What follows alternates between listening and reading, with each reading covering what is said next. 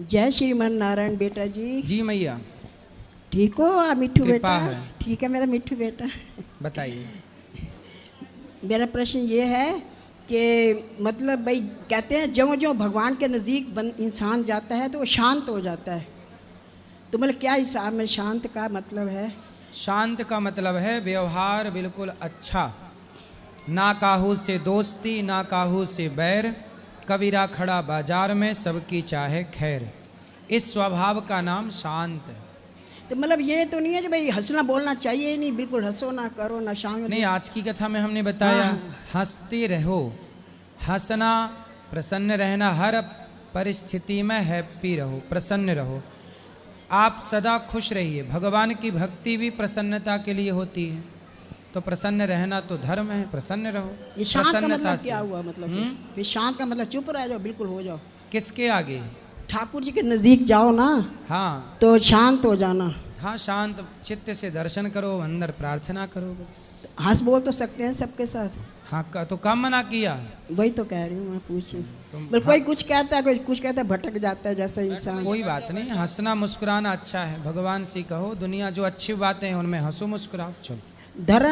धर्म की 13 पत्नियां थी ना, तो उसमें श्रद्धा क्षमा दया ऐसे आखिरी 13वीं पत्नी थी मूर्ति। ठीक है। मूर्ति, तो ये मूर्ति यही वाली मन में बसा के मूर्ति वही वाली? मूर्ति नाम था, पर आप कह सकते हैं कि मूर्ति जो धर्म की पत्नी है, मतलब धर्म की पत्नी का अर्थ है कि जो धर्म मूर्तिमान होता है। जैसे राजा हरिश्चंद्र मूर्तिमान धर्म के स्वरूप बन गए। अच्छा। राम मूर्तिमान धर्म के अवतार हैं, रामो विग्रहवान धर्मः। तो मूर्तिमान, लोग नहीं कहते कि ये तो मूर्तिमान धर्म है। तो मूर्ति का अर्थ यही हुआ कि आपको धर्म ये प्रेरणा देता है कि आप धर्म के मूर्तिमान समाज के लिए उदाहरण बने। अच्छा। मूर्तिमान, तो वो मूर्ति पत्नी है, तो वो ये भी सिखा रही है कि आप धर्म की मूर्ति बने, मतलब समाज के लिए आप आइकॉन बने कि ये धर्म पर चले। जैसे हरिश्चंद्र धर्म पर चले तो हमको प्रेरणा मिलती है, हम भी सच के रास्ते पर चलें। ये सच की प्रेरणा कहाँ से आई? हरिश्चंद्र से। ऐसे ये दास अनिरुद्ध वृद्ध माँ की सेवा करता है, तो आज के लड़कों को ये प्रेरणा मिलेगी कि मैं भी अपनी वृद्ध माँ की सेवा करूं। तो यही धर्म की मूर्ति है। आपको धर्म की मूर्ति बनना है, हम सबको धर्म की मूर्ति बनना है। ठीक है, मैंने सोचा वो बांके बिहारी की मूर्ति है जैसे इन हाँ, सब बांके बिहारी भी भगवान धर्म के प्रतीक बन के खड़े हैं। हाँ जी, ठीक, वैसी मूर्ति को कहते हैं। धर्म की प्रतिमूर्ति तो है भगवान भी। हाँ जी, वो गुरु तत्व और कृष्ण तत्व का क्या एक मतलब? ही है मैया, गुरु के बिना कृष्ण का ज्ञान हो ही नहीं सकता। नहीं, जो तत्व क्या होता है मतलब? 24 तत्व होते हैं। कृष्णात् परम किमपि तत्वम हम न जाने, कृष्ण को ही तत्व कहते हैं। हाँ जी। जैसे तत्व क्या है? पंच तत्व, पृथ्वी जल वायु अग्नि आकाश, ये भी एक तत्व है। पृथ्वी को तत्व कहा है, जल को तत्व कहा है, अग्नि को तत्व कहा है। ऐसे इंद्रियां हैं, मन बुद्धि चित्त अहंकार, ये भी तत्व की श्रेणी में आते हैं। और रूप रस गंध, ये भी तत्व की दृष्टि में आते हैं। तो ये सब तत्व हैं। जैसे पृथ्वी तत्व, जल तत्व, वायु, ये सब तत्व की श्रेणी है। पर सबसे बड़ा कृष्ण भी एक तत्व है। कृष्णात् परम किमपि तत्वम हम न जाने। कृष्ण रूपी तत्व को जान लेने के बाद सारे तत्वों को जानने की जरूरत नहीं है, वो जान लिया एक बहुत है। ठाकुर जी के आगे रोना मतलब हंसना चाहिए कि रोना? कहते हैं रो के पुकारो। हंसना भी चाहिए, रोना भी चाहिए। रोना मतलब रो रो के, मैं तो रोती नहीं हूँ, मैं कहती उदास हो जाएगा मेरा काना, तो मत रो। भाई रोने का मतलब ये है कि और किसी के आगे ना रोकर भगवान के आगे। और जब प्रेम जागेगा, मैं रोती जैसे मेरा काना उदास हो जाए। नहीं, बात सही है। जैसे बच्चे को देख करना, जब दूर से आता है तो माँ रोने लग जाती है, तो माँ कोई रोती छोड़ी है, पर आंसू छलक जाते हैं। ऐसे जब भक्त अपने भगवान को प्राप्त करता है, मिलता है और प्रेम जागता है, तो अपने आप आंसू आते हैं। वहाँ रोना नहीं पड़ता, वो अपने आप बहते हैं आंसू। अच्छा गुरुजी, एक मिनट गुरुजी के बारे में बोलने। अच्छा बोलिए गुरुजी, ये आपके बारे में सब ऐसा क्यों करते हैं? कभी कोई नई बात, कभी कोई नई बात। अब मैं उस दिन कहीं गई, किसी को मैंने बोला, मैं देखो कितनी छोटी उम्र में उन्होंने कितना वो कर लिया। हाँ। कहते हैं, वो कहता है कि ना ये जितनी जल्दी ऊपर चढ़े हैं ना, उतनी जल्दी ये वो होगा। मैं क्यों कह रहे लोगों के आगे मीम्स बन रहे हैं, इनकी पर्सनैलिटी में फ़र्क पड़ता है।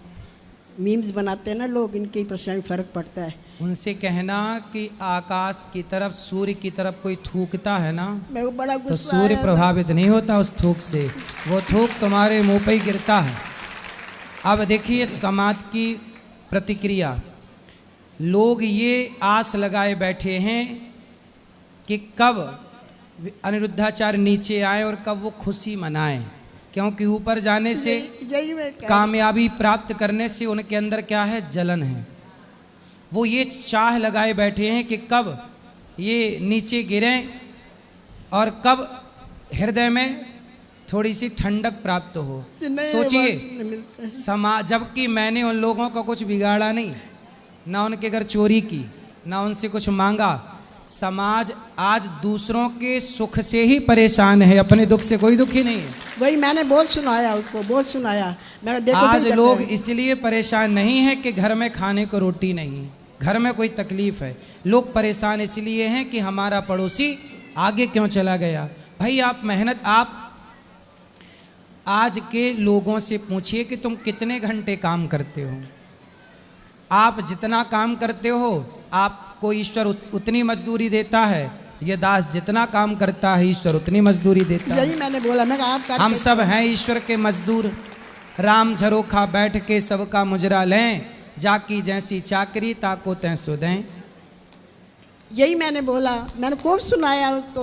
मैं कहा जाके जाओ, मैं 3-4 बार पूरी कथा सुन के आती हूँ, वहाँ बैठी रहती हूँ, देखती हूँ, सारा दिन सेवा करते। चलो हम नहीं करते बिल्कुल जी, बहुत सुनाया मैंने उनको। आप जैसी माएँ हैं सुनाने के लिए तो हमें ज़रूरत ही नहीं पड़ती। आप लोग ही मोर्चा संभाल लेते हैं। हाँ, मैं क्या वो कह रहे बिग बॉस में गए, तो मैं बिग बॉस में गए, बिग बॉस वाली आई थी यहाँ पे खुद अंदर जो काम करती, टीवी वाली उनसे एक्ट्रेस बोल आई। देते तुम भी चले जाओ, कौन तुम्हारी हाथ पकड़ा, तुम्हारे 14 अक्टूबर पिता वाली का है आई तुम्हारा। थी, न्यूज़ वाली आई थी, बॉम्बे वाली आई थी, सब यहीं पे फिर वापस आते हैं, यहीं वापस आते हैं। कितना वो काम उनसे करते हैं, बोल सारा दो दिन सेवा बेचारे, करते हैं। देखो मैया क्या करें, खिसियानी बिल्ली क्या करे, खंबा नोचे। खुद तो अपने को सफल बना नहीं पाए, तो जो सफल हैं उन्हें थोड़ी गाली दे के कलेजे में ठंडक तो आई जाएगी कि चलो हम नहीं सफल हो पाए तो सफल लोगों को गाली ही दे दें। यही मैंने बोला, मैं कहा तुम करके दिखाओ ना, तुम भी करो ना। उनको मना, मैं छोटी उम्र में वो कर रहे हैं, इतना काम किया उन्होंने दुनिया। उनसे बोलना कि तुम अपने 2 बच्चों को पढ़ाते पढ़ाते मर जाते हो, उन्हीं के लिए कमाते कमाते मर जाते हो। लेकिन गौरी गोपाल में 150 बच्चे रहते हैं, जिन बच्चों से हमारा खून का कोई रिश्ता नहीं है। गरीब परिवार के बच्चे हैं, किसी की माँ नहीं, किसी का बाप नहीं। ऐसे बच्चों को यहाँ रखना, उनको पढ़ाना लिखाना, योग्य बनाना, क्या ये ईश्वर ने जिम्मेदारी नहीं दी? हम बड़े खुश नसीब हैं कि ईश्वर ने इस काम के लिए हमें चुना। आपको गाली देने के लिए चुना तो आप गाली ही दे दो। चलो बेचारे मैया अच्छा है, बेचारे कुछ तो दे ही रहे हैं, गाली ही सही, मैंने यही बोला। कुछ ले नहीं रहे हैं, दे रहे हैं। लोगों ने पत्थर फेंके हम पर, लोगों ने बहुत पत्थर फेंके हम पर, हमने पत्थर उठा के घर बना लिया। वाह, हमने पत्थर उठा के घर बना लिए, सही है। निंदा जो करी हमने परवाह नहीं करी है, और हमने अपना आगे चलते निंदक गए। नियरे राखिए आंगन कुटी छवाए, बिन साबुन पानी बिन निर्मल करत स्वभाव। मैं उनका तो निंदा मोटा करने है। वाला भी अच्छा होता है, कम से कम वो बताता रहता है कि हम गलती कहाँ कर रहे हैं। मैं तो उनका तो मोटो है, फॉरगिव और फॉरवर्ड, माफ करो और आगे बढ़ो, सही है, यही बात है उनकी। चलो।